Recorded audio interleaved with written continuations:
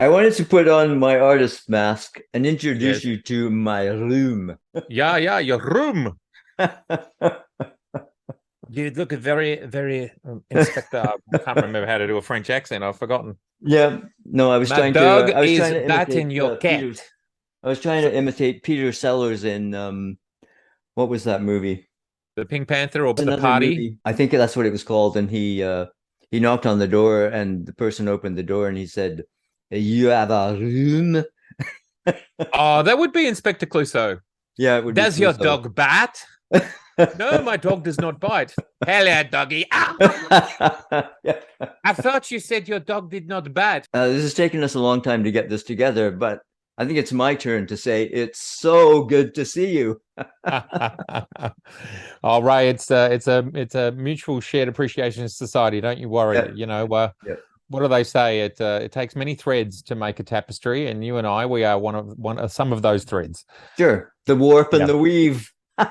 that's it. Well, weaving. The next thing I wanted to talk about was the Z9 and how you're feeling about it. I'm almost a year into the Z9, and Right. you're probably more than half a year into the Z9. Yeah, going on 9 months. Wow, goodness. So almost a year for you as well. So you got an early one as well. Well done. Well, You must know I people. waited. I mean, I jumped on it the day after it was announced, Yep. but it took 4 months to get to me. So I've had it since March. So is my arithmetic right? Yeah, that makes it going Well, on look, it nine didn't months. it didn't it didn't ship until the day before Christmas. So if you got it in March, it's really like January, February, and then you got it in March time. Yeah, So it's like it only took 2.5 months or something for you to get yeah, it, which is pretty good, I reckon. yep, yep, Considering people, we're hearing, of course, that stock is only just sort of becoming readily available yeah, today. So it's yeah. taken another, what is that? Another 9 months or 10 months, Right. 9 months for it to be so that's awesome. Yep.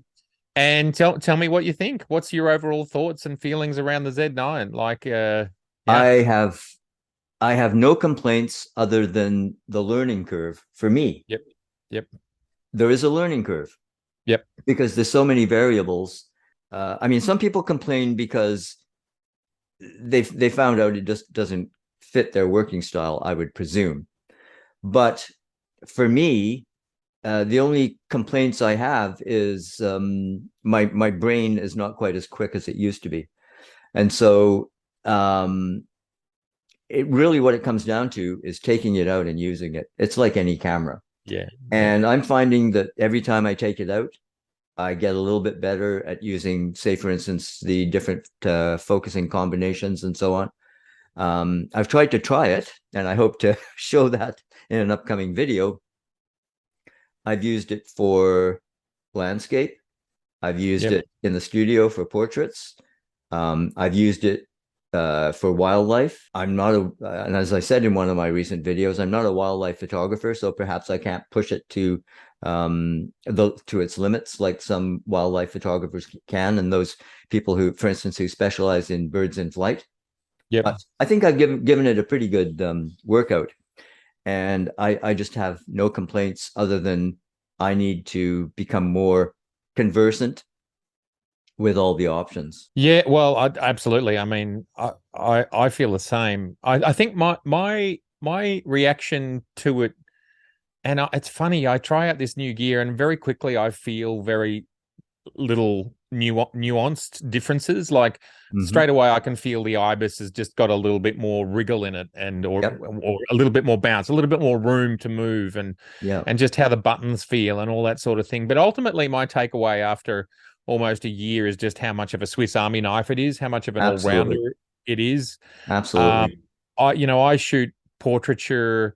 I do commercial videography, cityscape, landscape, and it doesn't really matter, and other things, and it doesn't really matter where I land. I feel that the Z9 just doesn't break a sweat, Absolutely. regardless of what I'm doing.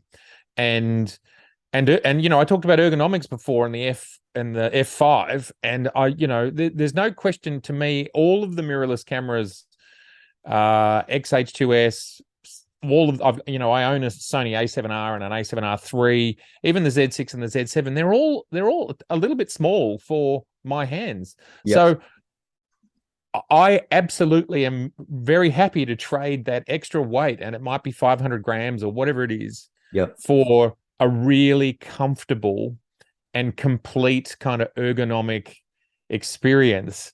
And Yep. I've got this Swiss Army knife in my hand. And really, that's my reaction. And then Yep. all the technology that comes around it is just the technology that comes around it. But for me, it's just about, I want to be out in the field and I'm less obstructed by ergonomic difficulties or whatever. Yep. And that's how the Z9 feels to me. It's just, I feel like there's no boundaries. And Absolutely. I really feel that way. It's like, and the fact that with the Z9 you can be shooting 45 megapixel files at 1 frame a second or Yep. 20 frames a second or 120 frames a second, and then you click a button and you're shooting 8K and you've got this serene 8K, and then you It's flick a button beautiful. and a second later you're back shooting again. And like, as a creator, like before I was on YouTube, I was shooting sort of this way anyway, and then now you've just got this tool that just eats it for breakfast. You've got this battery that lasts forever. Yep. When you decide to shoot portrait, you've got a portrait grip so you don't get a sore Yep. hand because you're doing this. Now, Ray, let's go into Fantasyland and ramp things up a little bit. Fantasyland is, what cameras and lenses would you like to see in Okay. 2023? Let's do In 5 minutes 2023. on 2023. Okay. Well, um, depending on my budget, I'm certainly interested in the possibility of a 35 millimeter 1.2. I've grown to like the 35 millimeter field of view. I don't actually have a 35 millimeter lens right now. Yep. So that's high up there, but I just splurged on the 400 millimeter 4.5. Yep. And it's for the price. I mean, it's not cheap. Okay. In Canada here, with tax, I paid $5,000. Yeah, So, I think you it's know, the same or slightly more here. I can't recall. yeah. So, I Yep. mean, it wasn't a simple decision, No. but I walked in the store and it was sitting on the shelf and I walked out with it. And I thought maybe that it wasn't my first choice because I don't do a lot of wildlife or stuff like that. But I do like actually even doing landscapes with Mm. telephoto. Yeah, for sure. So Yep. let's go into the fantasy space. Yep. And So let's not worry about budget. Let's just go, if sure. you could, you can put your hand up and then it changes sides for some lower hand. Zoom has hand gestures now. I don't know what that's all about, I but don't know anyway. what I don't know what that is. Oh, Um, yeah, let's just go into the fantasy space. What would you like to see if money was no object, and reality's no object either? sure. I Yeah. would like to see I would like to see some wider angle lenses Hmm. in at 1.2. Yep. I know from what you've said in some of your videos that you're definitely waiting for the 85 1.2. Of like, I think I'd be more in love with that than even the Yeah. 50, and the 50 I'm very in love with. So Yeah. like, it's that sort of lens. Like, it's been a great year for Nikon, and it's very exciting that we've had, like, I don't know, 4 different telephoto lenses this year. Yep. But and they're all amazing, but the 85 is more in my wheelhouse. Like, Yep. 95% of what I shoot is no bigger than 200 mil, and Yep. then sometimes for mostly client needs I'll use 400 mil, and then I never go beyond that. Like, I think the 400 4.5 that you've purchased is an astonishing lens, and I'm going Yeah, to it talk is. about it in my 600 mil review that I'm doing at the moment. I'm working Great. on it. I'm looking um forward to that. yeah, because basically, I'll give you a little sneak peek. I think that lens is optically almost the same as those other, like, effectively, maybe not in reality, but effectively it's just as good. And really, it's that stop and a half or a stop and a third, I can't remember, difference, Yeah. and that's it. So it's if you say, oh geez, that those two lenses, they're so expensive, the 2.8 and the f4, like, why did Nikon do it? And it's like, don't worry, go get that 400 because it's just so Yes. good. So, Yeah. but I went off track. Yeah, the 85 mil, can't wait. I have the 14 to 30 f4, and I didn't go for the The 14 24 24. Yeah. 14 to 24, I should say, It started off to be a budget consideration back when it came out. Yeah. But I have the F mount equivalent. Yep. And it has some limitations. Obviously, chromatic aberration on the new lenses, the control of CA is just fantastic. Yeah. And any others? Is there anything else like a tilt shift lens or an exotic thank zoom? you for reminding me, because yes, tilt shift. Tilt shift. There you go. Yeah. Both you and I have a background in urban landscapes. Obviously, it's a big part of what you've done for over your career. Yep. And yes. Now I think you own a tilt shift, do you not? At least I do. one. I've got the 24 and the 85, and right.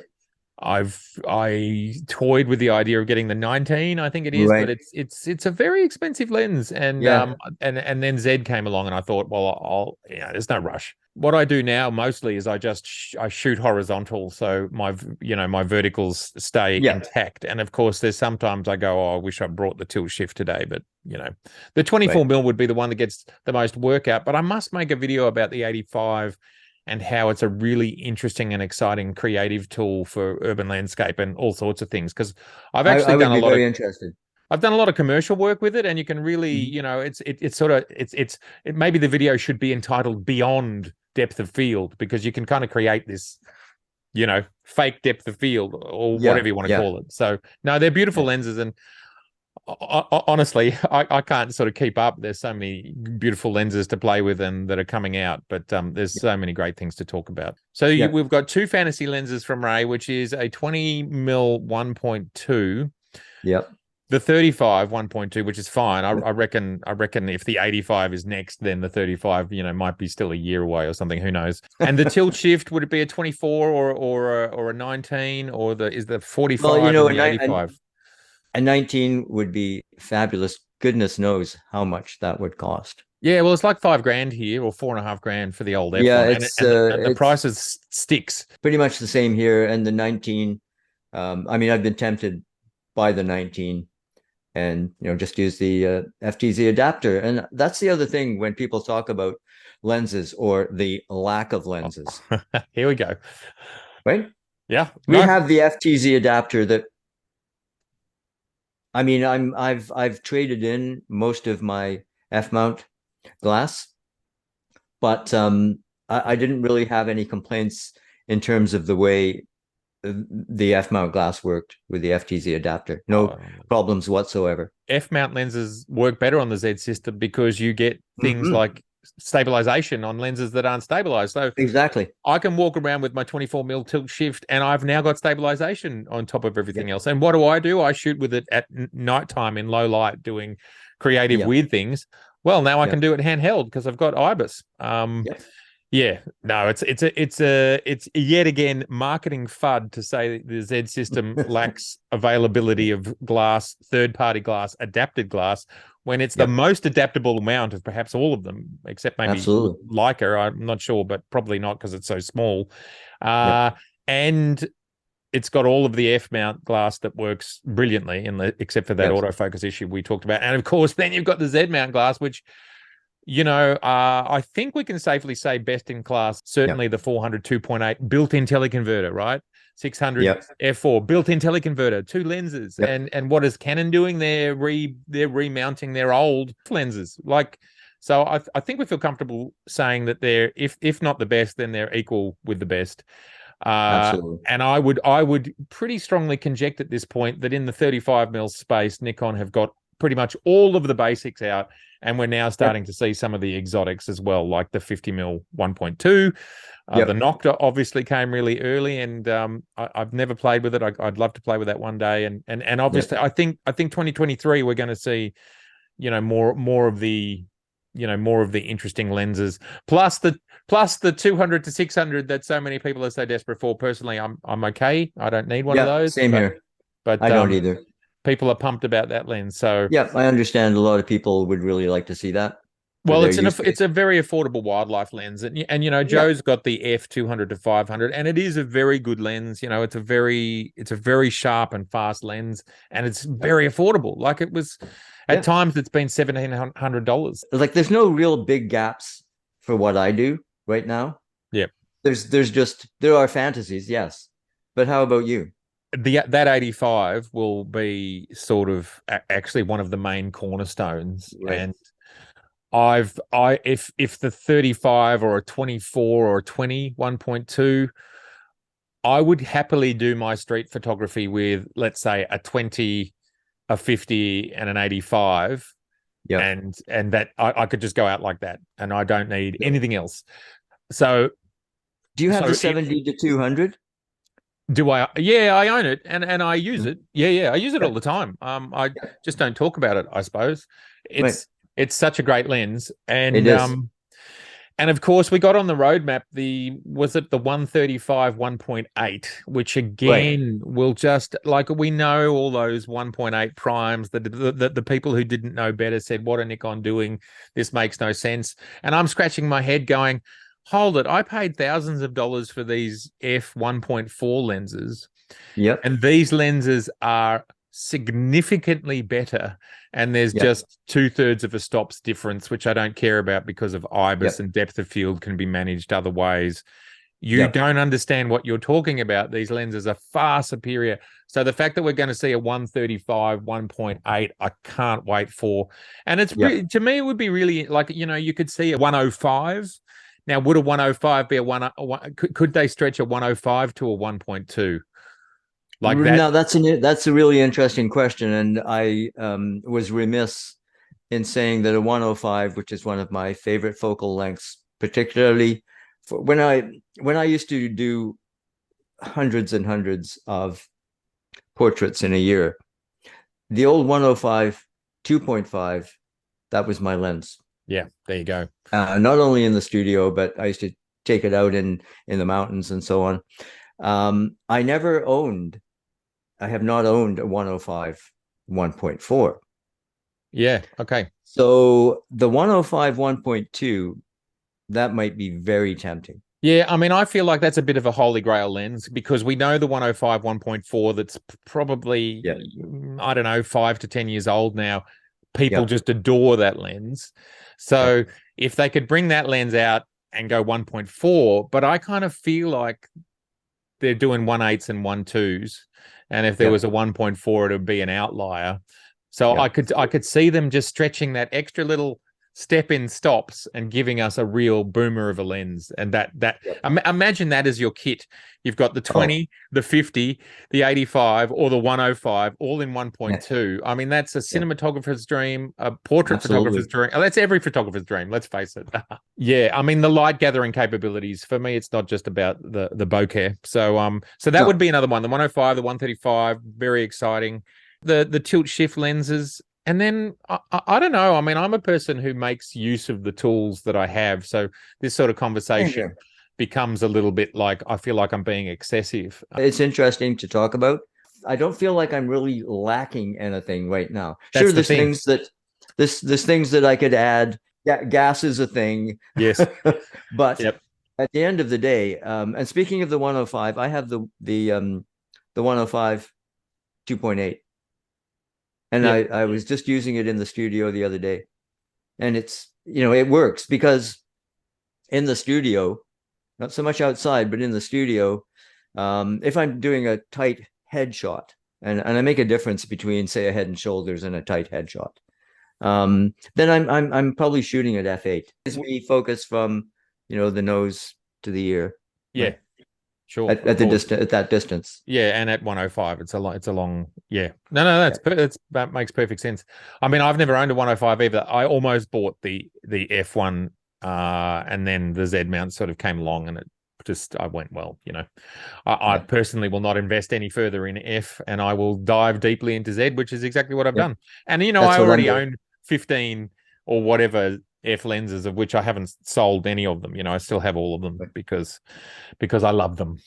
Yeah. I love them Me too too. much. It breaks my heart, but I did have to, in order to rationalize the Z9, I did have to liquidate a few of my F mount lenses. Yeah, I probably should have done the same thing. Anyway, that's okay. So, and is there a fantasy camera body for 2023 for you? Okay, well, there's been obviously lots of lots of speculation about the Z8, and I've thrown in my 2 bits. I would definitely like to see something that's perhaps with the rugged build of a Z9. Mm. So like I say, in my bag now, I've got 2 real rugged professional cameras. Yep. I don't like to use the word professional because I certainly was satisfied with, say, my FMs that I used professionally for years. And as I said, I never bought any of the F cameras. So, but at this point, I would definitely like to have something without a vertical grip. Yep. And presumably, that's what everyone's been talking about. So that it's a little lighter, so that it's a little more compact. I realized that probably it couldn't be as weather sealed as a Z9, but who knows? Yep. I mean, even the Z6s are pretty good. I've had them out in I live on what we call the wet coast. So even the weather sealing on the Z6 is pretty respectable. Yep. But now in terms of what a Z8 or whatever it's going to be would have, I would go as far as to say that I don't need 8K because obviously there's going to be some challenges in terms of heat dissipation. Or perhaps what if it's like 30 minutes instead of 2 hours? Because heat builds over time. So I think you could have 8K. My guess is if it gets it, it just doesn't go as long. Like I would be satisfied with 6K because that's still pretty versatile. Yeah, but it is. Also 30 minutes. Most of the time I can get by with 30 minutes. Well, for me, I would say it's not time limited, but it's heat limited. The camera just goes, I know when to turn off, and it might be, if I'm in the wet coast, it might be 49 minutes, and if I'm in the Sahara, it might be 19 minutes. I don't mind if the video is somewhat, I won't say crippled, but doesn't have what the Z9 has. Yeah, well, to me, it would just be physics. It's just physics. We can't keep this thing running and melt the sensor. So let's stop now. I don't have to necessarily have 30 or so frames a second raw. Yeah. But that's only me. Yeah. And that's what all the discussion is about lately, is everybody has their idea of what this perfect Z8 or whatever is going to be. Yeah. But I would definitely like to see, I'd like to see it, and I'd like to see it announced hopefully in the spring. Is that? Well, that's the rumor, isn't it? Yeah. Yeah. I mean, how about you? What would your perfect next camera be? I thought the Z6 III would be the logical one because they smell, the cheaper cameras get, maybe the more they sell, maybe. But you know what? We never know the numbers, so we don't really know what sells and what's most popular. So I kind of thought that, and then in my comments on my last video, people were talking about, of course, the Z8 based on the most recent rumors.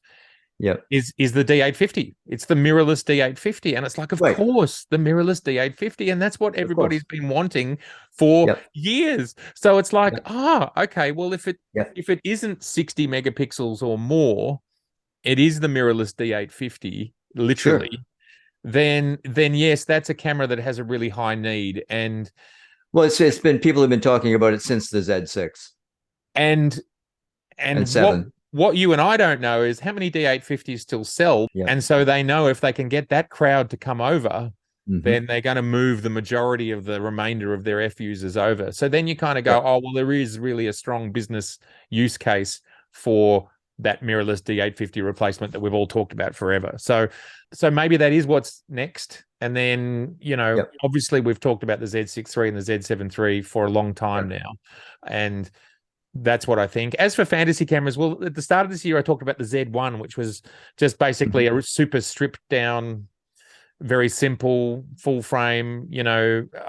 These cameras will always have video now, but it's just a really simple camera. It's not talking about focus. It's not talking about high frame rates. It's maybe got a 12 megapixel or a 24 megapixel sensor in it. It's got great dynamic range, all that sort of thing. So, and ultimately that sounds a lot like the DF or what the ZF would be, you know, that again we've all fantasized about. So Right. I'd love to see that sort of camera, which is literally just for, you know, you get your video spec, but that's just sort of a tack on Yep. because it's there. And Yep. yeah, so that's it From, for me. I don't really need or want much else. I'm actually really happy with all the gear that I have today. same here. Yeah, so Same here, but I'd definitely be in the market, I think, for something along the lines of, as I said, something a little beefier, along the lines of the Z9, but a little smaller. I don't need a vertical grip for that. Yep. And again, let me be specific. I'm thinking about something that I would put in my bag or my backpack, and take out for landscape or something like that. Yeah, well, I mean, you know, if it is the D850 replacement, well, the D850 is a substantial camera, and it's, you know, it's bigger than a Z6 and a Z7 and so on. So you know, as you start to talk about it and as you start to think about it, and then you look at the rumors and you kind of go, oh, all these bits are clicking together.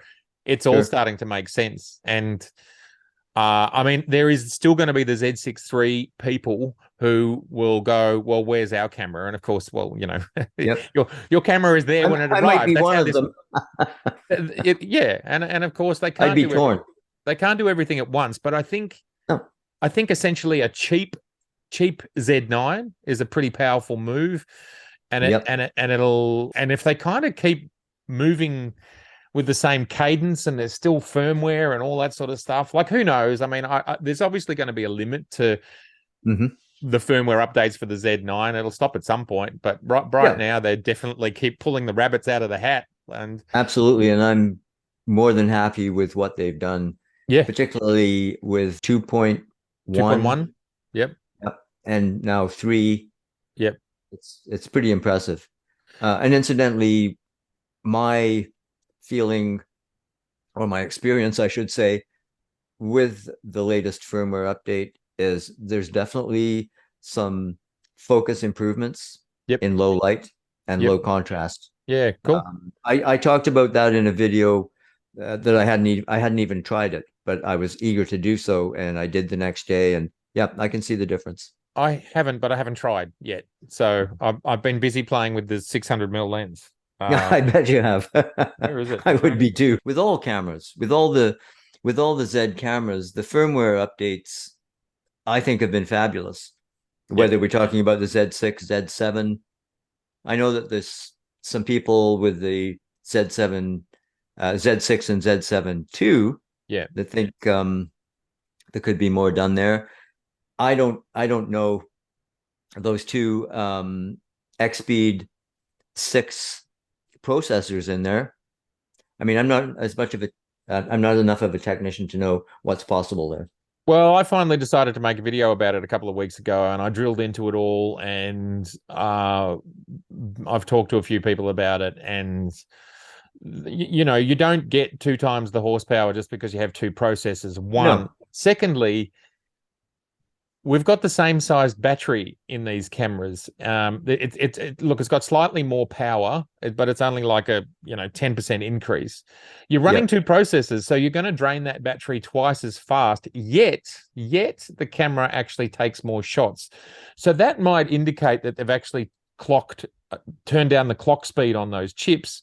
So yes, Nikon can actually market that there's 2 processors in there, but they might be running at 65% instead of 100% of, so there's so many layers, and I think that video landed pretty well in the end. And now really what people want to see is just more features added.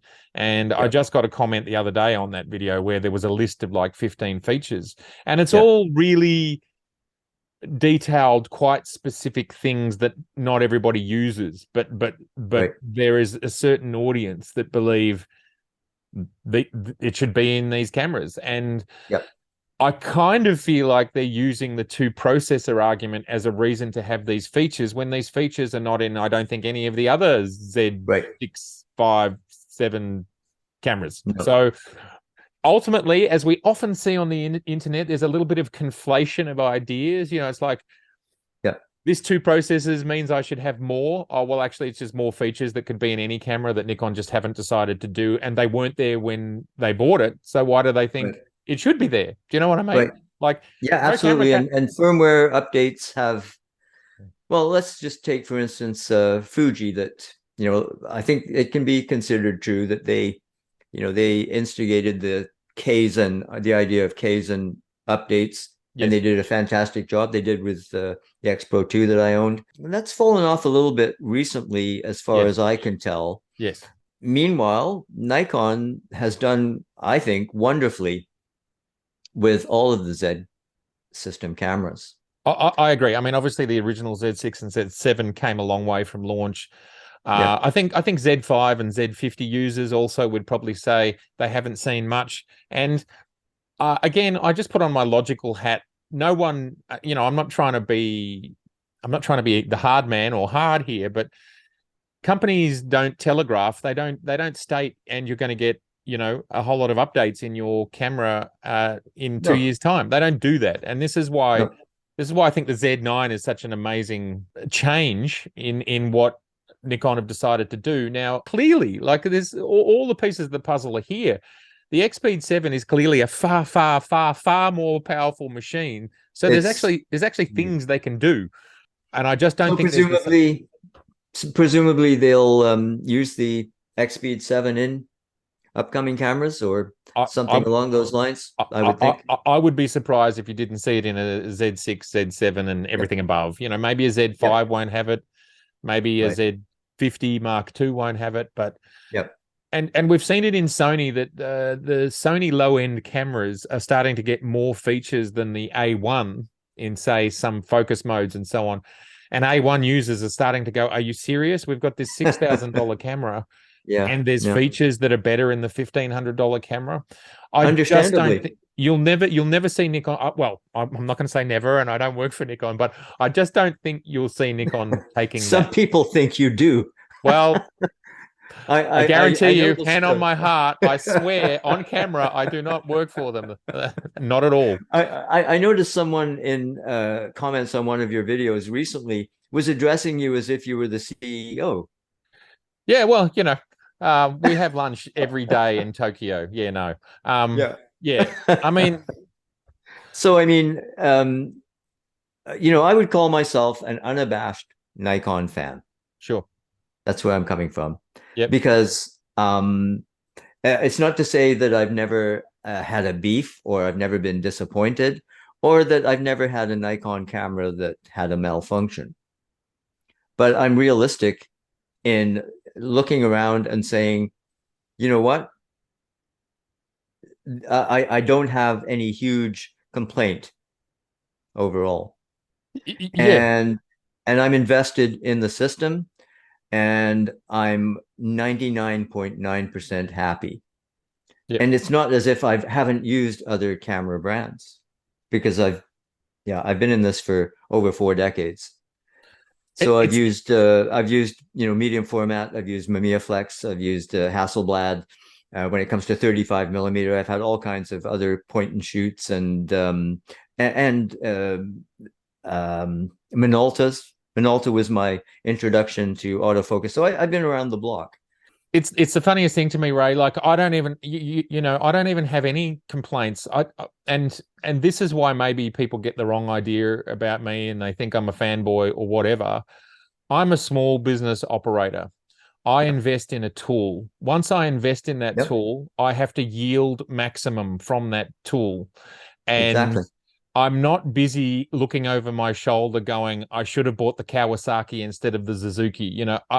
It's just not how I roll. So much of the last 4 years of the narrative has been about autofocus, right? It really has. And there's been almost nothing else of any meaning that's come up. Sure, there was one card slot and that stuff, but really the saddest thing for me is working professionals don't even, it's just...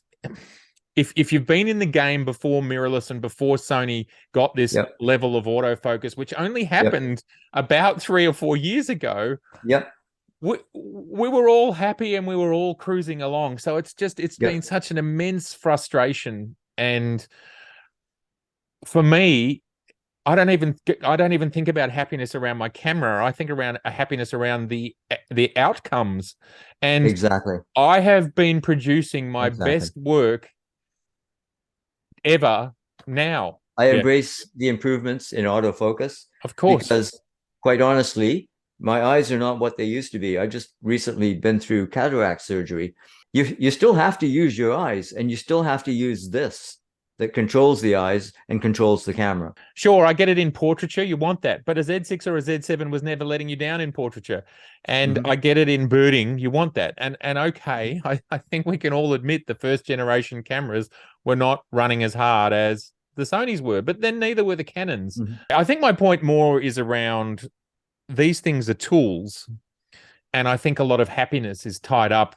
This photographic journey is tied up in the tools when it doesn't matter if you've got the most amazing Ferrari. If you're sitting on your Mhm. couch complaining about another camera brand and your Ferrari's in the garage, like, all Yeah. right, you've got the Ferrari, go drive. Don't worry about what the other folks are up to with their Porsches or their Lamborghinis. Okay, Yeah. all right, you do 290 on the freeway, I do 270 on the freeway. I don't care.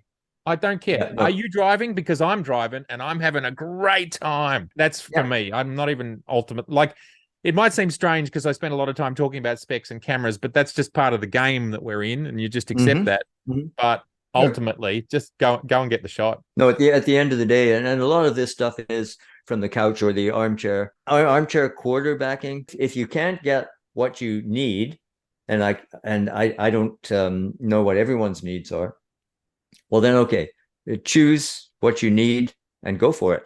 And, and it sounds like we're we're totally in agreement here. Like for me, the Nikon Z system is just the best thing to come along for me. Yeah, well, look, I come back to as a commercial photographer, I've done shoots where for 5 days I'm in the field for from sunrise to sunset, and that's like 6 a.m. till 9 p.m. because we're in summer, Yeah. and your camera is in your hand all day long. You just need it to be comfortable. You need to know where the buttons are. I believe the Nikon engineers, whenever they really lent into, yeah, we're going to make these flagship style bodies and we're going to make them as fabulous as possible. I do believe that, you know, Nikon cut the best variant of that from the Rock. And I think it was Yeah. probably 40 years ago or something when they first came with the F4 or the F5. People accuse them of not listening to feedback. Well, I mean that's just I that's ridiculous because obviously the way Nikon have designed cameras for what is it now? How many? 100, 102, 103, whatever it is. Yeah. Yeah.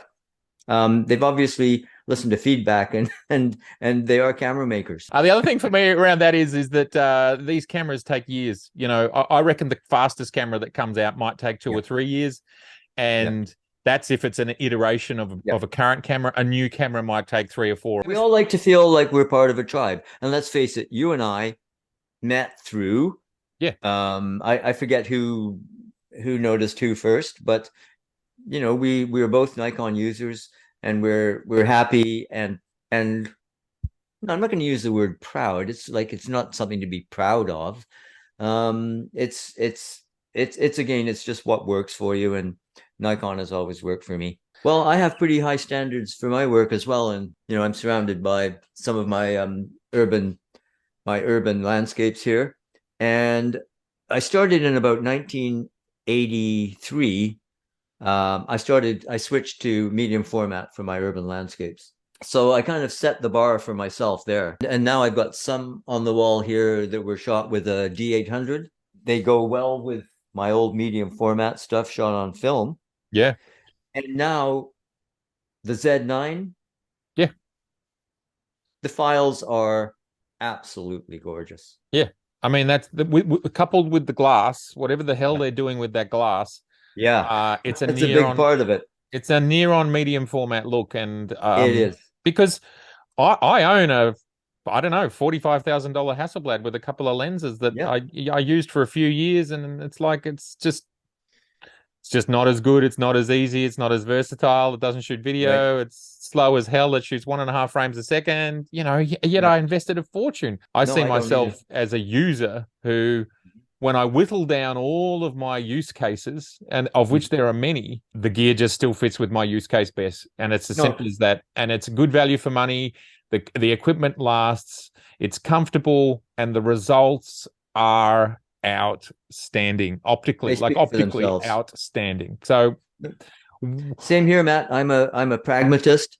yep, I've always that's been it. a pragmatist. As real photographers, we are Yes, pragmatists, and every time you go to a absolutely. location, you are weighing up the Yep. person, their size, are they shy, the light, the background, Yep. the weather, and we're Yep. suddenly in the space of 10 minutes having to Yep. go through this list of like 20 variables and then be Yep. pragmatic as to, well, out over there it'll be too sunny, but they're going to have Yep. a wind on them, so we're going to, and that's who we are, and that's Yep. why I get so frustrated, because real photographers are the ultimate pragmatist in bringing all Absolutely. of these elements together, and that includes their gear to get a good Mhm. outcome, and they're not busy worrying about the gear. Whatever the percentage is, it has to be the 90% or 95% or whatever it is, has to be dealing with all that stuff.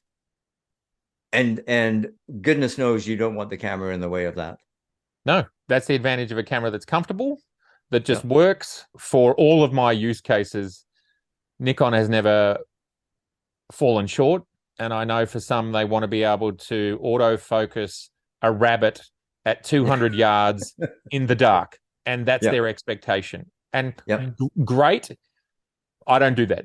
So I'm fine with that. Again, Yeah. it's not my main use case, but recently, for the last 3 or 4 months, since I got the 400 4.5, I tried to be a wildlife photographer.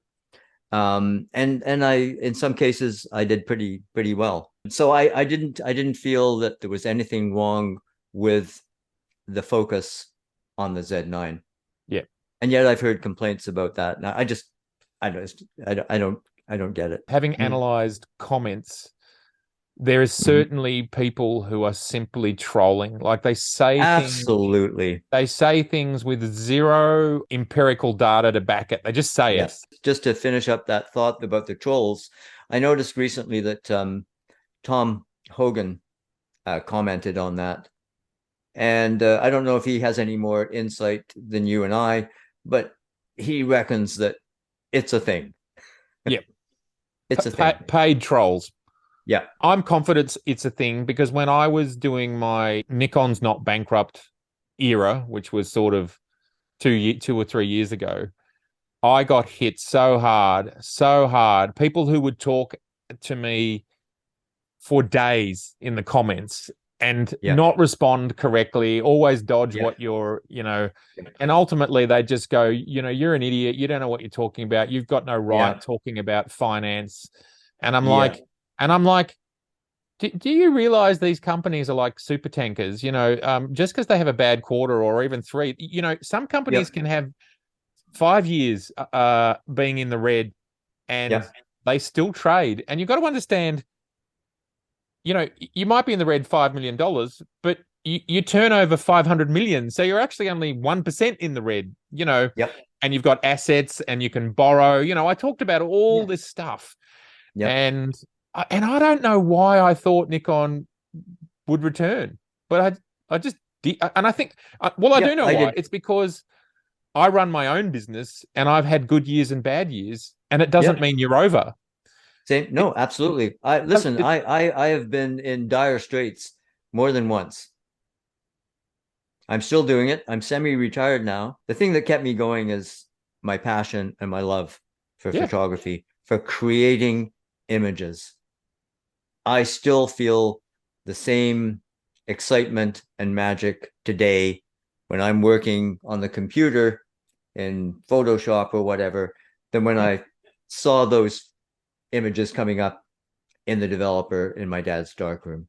Yeah, look, I still love photography. I love it more because it's Yep, same here. the tools are, the power we have in our hands is getting from, the reality is it's getting cheaper and Yep. cheaper to do more and more. And if anybody thinks they're being ripped off, then jump in a time machine and go back to 2004 and buy yourself a Nikon D70 and see what was going on just 17, 18 years ago. And you'll go, oh my God, this is like 27 times better. And I'm paying the same price. Like a Z6 and a D70 are the same price, right? And it's just there's no comparison. You're talking 6 megapixels versus 24. You're talking no video versus 4K. You're talking no IBIS versus IBIS. You're talking F lenses versus Z lenses. Like, world, stop moaning. That's really my advice to the world. Stop moaning. Absolutely. But to just briefly go back to Nikon, you know, as a company,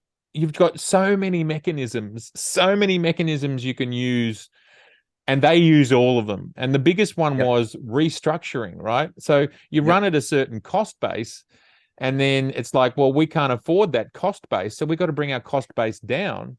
And then suddenly you're in profit. Like you don't even have to change much. You just bring your costs down and you're in profit. Deep disappointment to me that there were grown, mostly men out there going, we know, we're alleging Nikon are going to go bankrupt. And you even had print outlets also then echoing the same stuff. And you're thinking to yourself, you guys are print. You're supposed to be a little bit more thoughtful, and you're echoing it. What's going on? Do you know anything about anything? And clearly, no. When things really heated up there, maybe it was about 2 years ago, before the Z9, I called the video, Nikon is dead, long live Nikon. Yep. And I had my little go at the doomsayers in that video. And they're still around. We're not going to stop them. I really hope Nikon has a good year next year. And they certainly had a good year this last year with the Z9. I think that has proven itself. We've now got all this ridiculous long glass in their lineup. More and more of that is going to become unconstrained. We've got the Z9 on the shelf. We're probably going to have 2, maybe 3 full frame X-Speed 7 cameras next year. I can only see it actually being better because you're going to get more unconstrained stock of what we do know exists, and more new stock, some of which people, like a lot of people, are really hanging for. And then if things like the 85, which surely, and so the 85, I think, is going to be wanted by a lot of people and is going to be a premium lens. And I reckon we'll get the 200 to 600 sometime in the next 12 months. And that will sell like crazy. So their product pipeline is looking outstanding to me. If you think about this year, we've had lenses that a lot of people wouldn't buy. Like I will probably, the only one I would consider is the 400-4.5. And we've had the Z30. Next year is going to be gangbusters, I reckon. I think so. Even if you just get out a Z6 III or even if you just got out one of those, it'll be huge because they're the middle range cameras. Because like a Z30 is what, 1,000 Canadian, maybe 800 US, whereas somewhere in there. If you look at Nikon rumors, if you're trying to match the A7R5, you're around $4,000. So it's a massive difference in the amount of money that Nikon brings in from each sale. They probably don't sell as many, but I reckon these mid-tier cameras, I reckon they do sell quite a lot though in the current climate. Not thinking back, 10 years ago where cheap cameras sold a lot. Anyway. Yeah, that's the case in my local store. Actually, a couple of months ago when I was in buying my 4.5. Yeah, cool. And those cameras are doing well locally here. So the ZFC and the Z30, is that what you mean? Yep. Yeah, well, that's great intel. Z30. I mean, clearly the ZFC must be doing well if they've now made 14 colors or whatever it is. Like, that's huge. No, that seems to be different depending on where you are in the world. But I noticed that in Australia, there seemed to be, what was it, 12 to 14 colors? Well, it's 14 if you take into account the black and black and the silver and black. Yeah. And then all of the 6 other colors. But it's in a few other regions, as not just here. I had the black FM version. I think that was my last FM.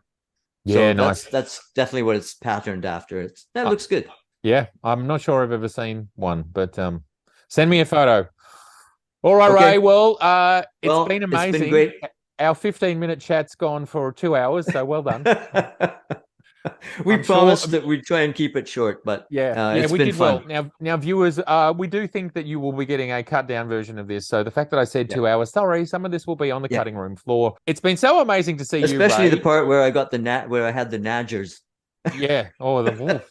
Maybe we should put that at the end as a little bit of the Matrix, the I Matrix don't know what glitch. what happened there. Yeah.